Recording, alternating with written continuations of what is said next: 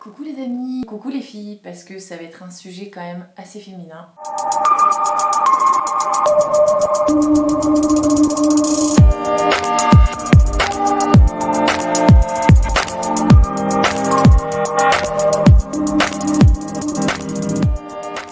Je voulais vous parler de l'allaitement. Je vous en parle aujourd'hui parce que oui, ça fait 3 jours que j'ai arrêté l'allaitement. Bon, c'est un peu malgré ma volonté, hein. Et comme vous savez, je pense que l'allaitement c'est assez compliqué. Ça vient pas comme ça, comme on pourrait croire. J'ai eu quelques petites difficultés dont je vais vous parler. Donc on va revenir sur l'allaitement général avant de parler de mon propre cas. L'allaitement, c'est une chose qui arrive et qui est censée arriver naturellement. Évidemment, il y a certains cas, il y a certaines femmes qui n'arrivent pas à avoir de lait ou qui ne peuvent pas allaiter leurs enfants par certaines maladies, mais c'est très très rare. C'est quand même un des plus beaux jours de la vie. Même les femmes qui décident de ne pas allaiter, on nous propose de faire la tétée de bienvenue. Comment vous dire que c'est une des choses les plus merveilleuses que peut vivre une femme dans sa vie.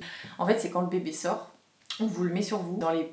Dans les quelques secondes et les quelques minutes qui suivent, on essaie de faire téter le bébé. C'est un petit réflexe archaïque que le bébé a naturellement, donc tout de suite, hop, il tète le sein, et c'est comme ça que ça commence à stimuler la lactation. Donc, il y a des bébés qui tètent quelques secondes, des tétés quelques minutes.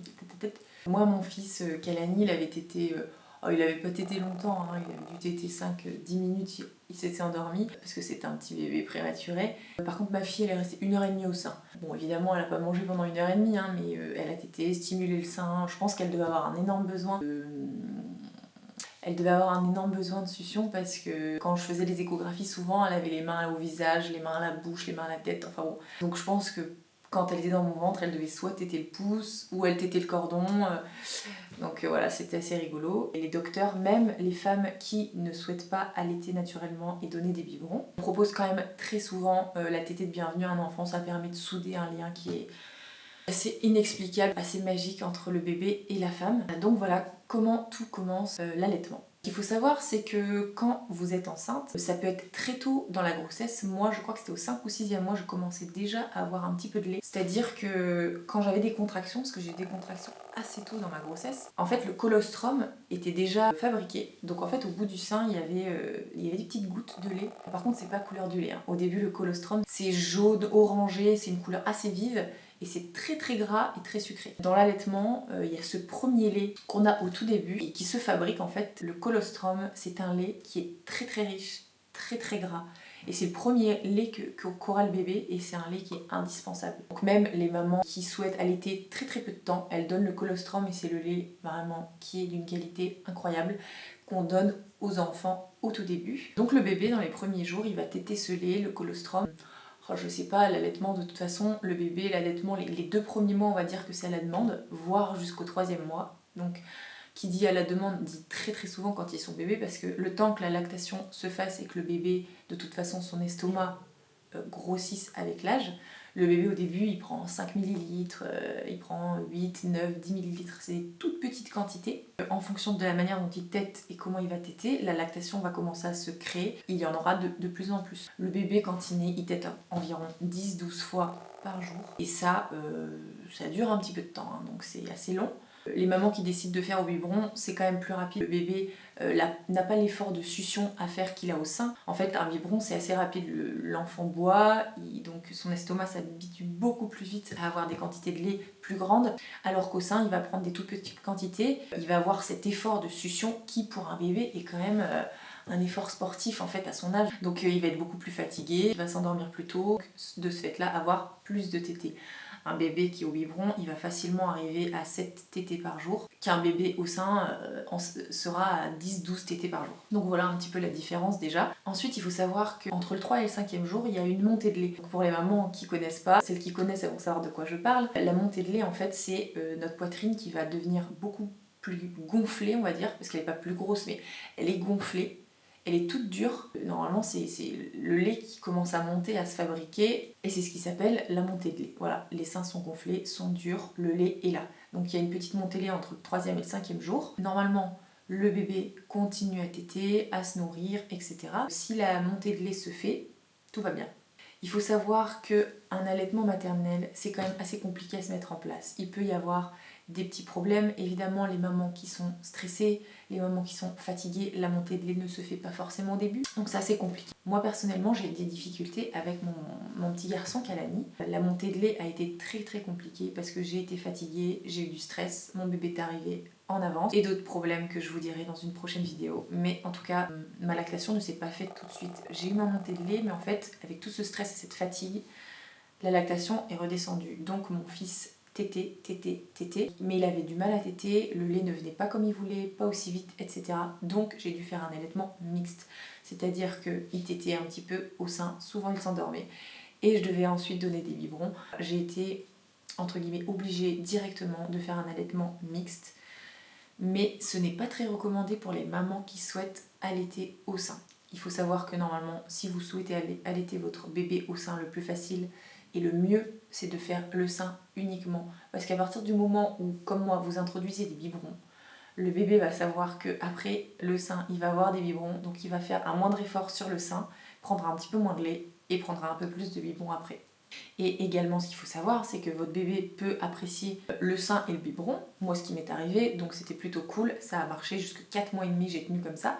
Mais il faut savoir que quand les mamans proposent des fois le biberon après le sein, l'enfant va dire « Ouh là là, le biberon, ça va beaucoup plus vite, c'est meilleur ou c'est plus rapide » et il voudra plus prendre le sein.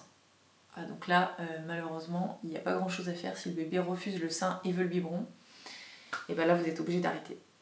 Ensuite, j'ai eu beaucoup moins de difficultés avec ma fille. La montée de lait s'est fait rapidement, j'ai eu du lait, donc j'ai réussi à lui faire boire du lait uniquement pendant un peu plus de jours, je crois 5 jours.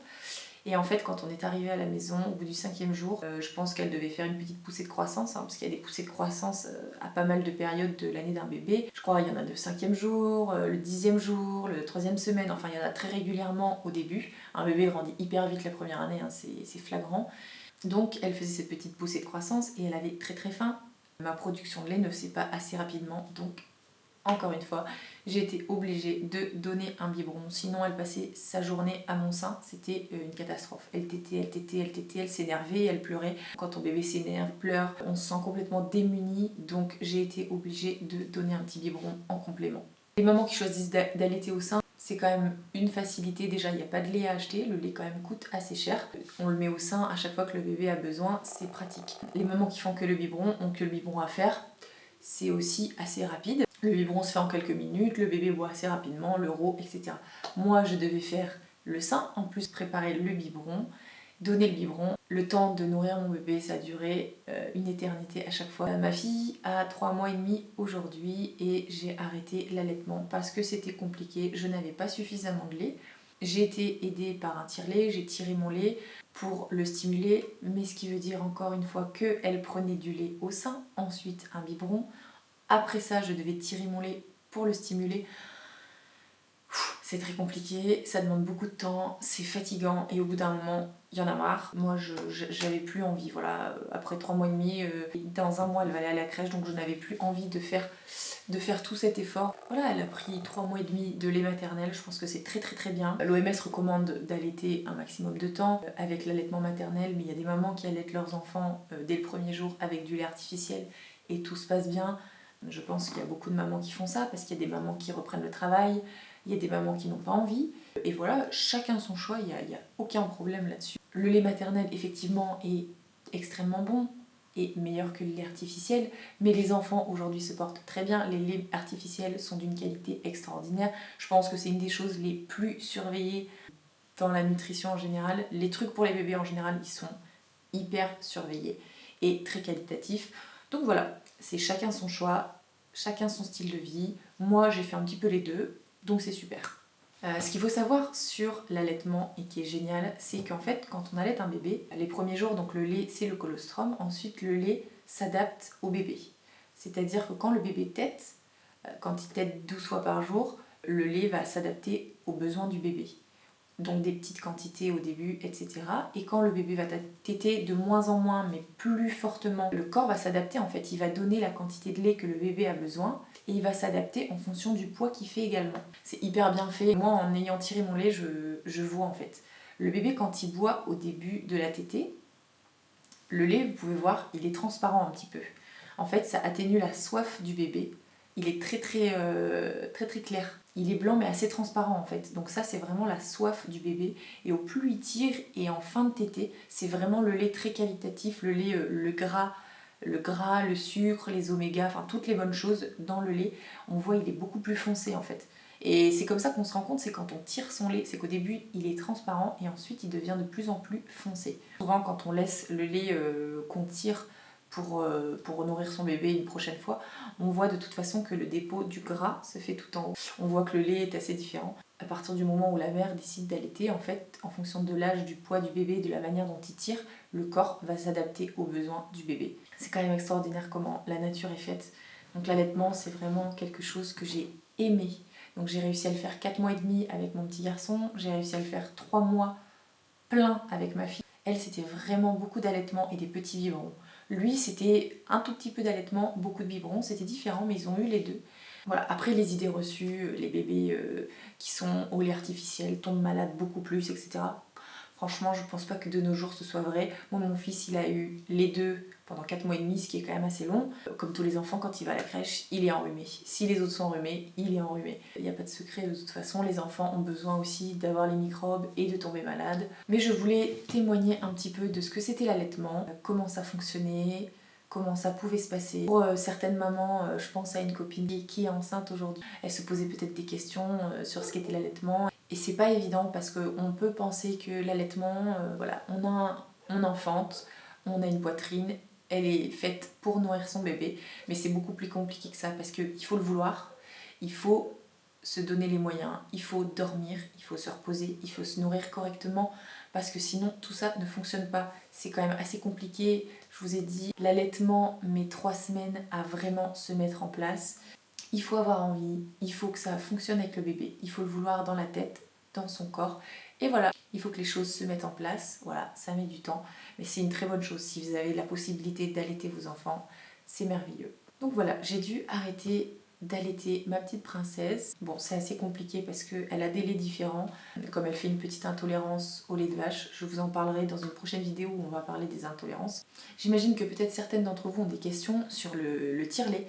C'est une expérience que j'ai eue parce que je l'ai fait 2 fois dans mes 2 grossesses. Donc si vous avez des questions sur le tire-lait, je ferai peut-être une vidéo là-dessus. J'espère que cette vidéo vous a plu. N'hésitez pas à me poser des questions, que ce soit en commentaire ou si vous ne me suivez pas sur Instagram, je vais mettre mon Instagram ici. N'hésitez pas en DM à me poser des questions sur n'importe quel sujet, que ce soit lié à mon rôle de maman ou autre chose. Ça me fait très plaisir de discuter avec vous, de partager mes expériences de vie. N'hésitez pas à vous abonner à ma chaîne, de mettre des commentaires, des petits pouces bleus. Je vous embrasse très fort. À très vite.